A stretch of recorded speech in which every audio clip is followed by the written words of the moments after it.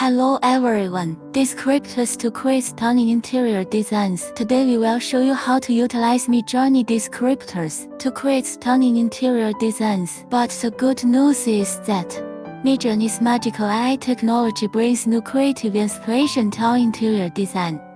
Whether you are a designer or a friend who is considering decoration, this video demonstrates 32 design cases.